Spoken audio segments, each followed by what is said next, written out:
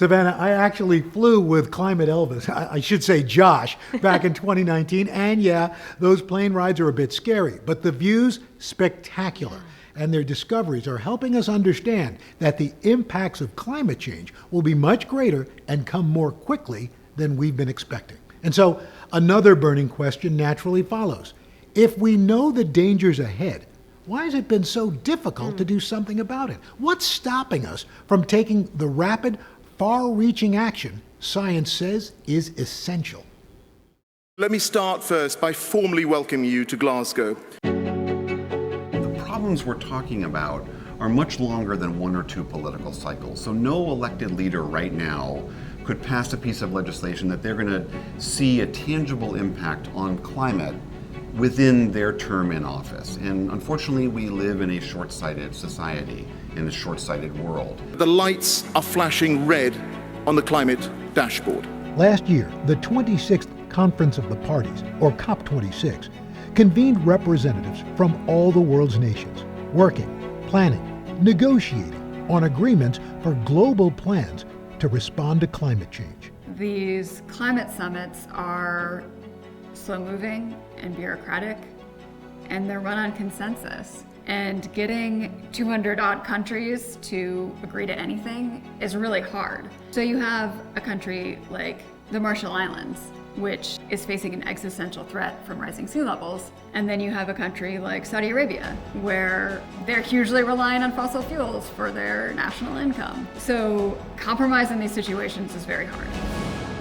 At COP26, deliberations involve not just world leaders, but many backroom negotiators struggling to have their country's interests met. Reporting for the daily radio program The World, Carolyn Beeler followed a negotiator from Palau, an island nation in the Pacific, with a dire plea for his region.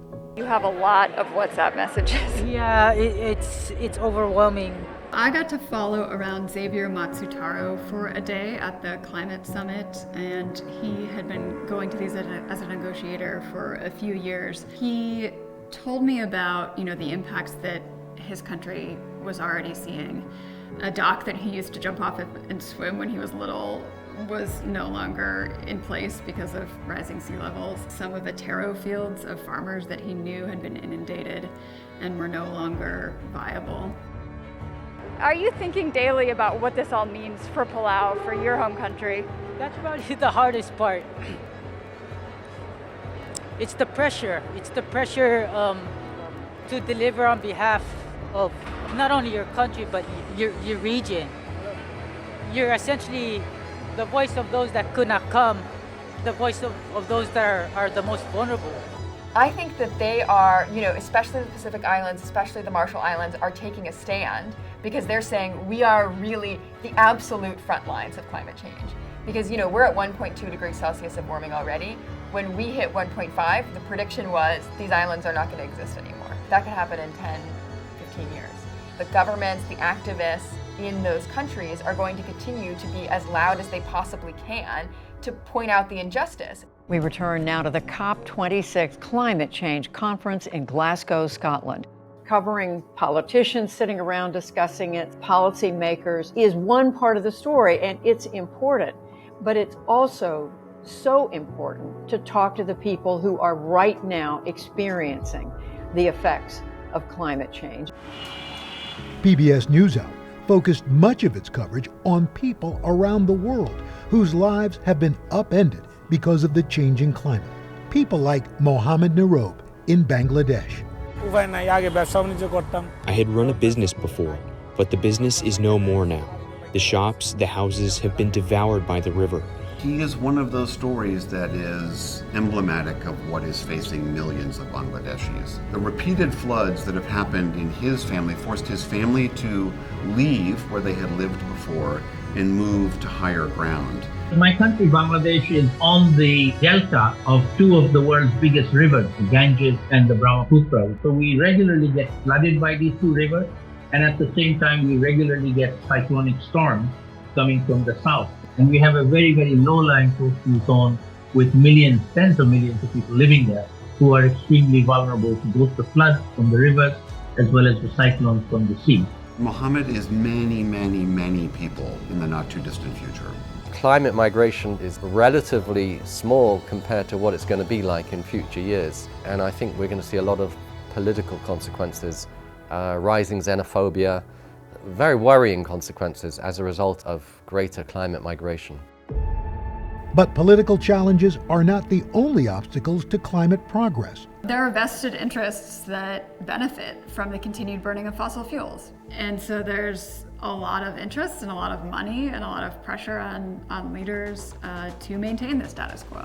Hi, good to see you. How are you? Last year, Greenpeace approached Alex Thompson of Britain's Channel 4 News with a bombshell sting operation caught on tape. Greenpeace came along and said, we're going to pose as an oil exec interested in making a move within the industry, and we're going to record covertly an interview with a senior guy from Exxon. Did we aggressively fight against some of the science? Yes. Did we join some of these shadow groups to work against some of the early efforts? Yes, that's true. But there's nothing illegal about that. Yeah. I wasn't just amazed at the way he unfolded, the whole grand scale story. Everything you ever thought about a massive multinational oil and gas company absolutely laid out there, from this is how we buy our politicians, this is how we deny climate change. Joe Manchin, I talk to his office every week. He is the kingmaker, and he's not shy about sort of staking his claim early and completely changing the debate. Finally, you're getting it from the horse's mouth. And everything the oil companies say in denial of this, is just not true. It's one thing to be skeptical in the abstract. It's another to see Exxon's top lobbyist in Washington admit it on camera. Exxon immediately tried to disavow any knowledge of this person. They said we're shocked by his statements. He himself expressed regret about it. That kind of reporting makes me very proud as a journalist, frankly, that we are able to really show the public that that's what's stopping this. The bottom line is it's going to take political courage, political will, in order to get something done. And that doesn't exist in politics. It just doesn't. Even without hurdles to curbing climate change, the sheer enormity of the challenge is hard to fathom. Climate change has made it, particularly when you get to the end of extreme drought, it's made it impossible to fight these fires. There's no winning. Brandon Clement and Jonathan Petramala explore the devastating situation facing California. In their series for the Weather Company, Parched and in Peril, they look at how record heat and punishing drought is making life for many unsustainable. The drought was so low that Lake Oroville wasn't able to produce electricity. You had power shortages, you had water shortages, you had crops dying and trees dying, and one of the most important agricultural regions of the world. In Reedley, California, farmer Lizette Garcia struggles with her wells running dry. She could work 24 hours a day, but there's nothing she can do about the fact that she does not have the water. Honestly, right now I feel like I'm living not even in the US, like I'm living out in the village somewhere, because I have to bring out buckets of water to do daily necessities, such as shower, such as using the toilet, such as washing the dishes. Things are drying up. She's going by hand for hours, watering each plant, because these plants are more than just a way to make money. She loves these plants. You physically take care of them. Yeah, I'm physically carrying them. And the predictable consequence of extreme drought? Wildfires.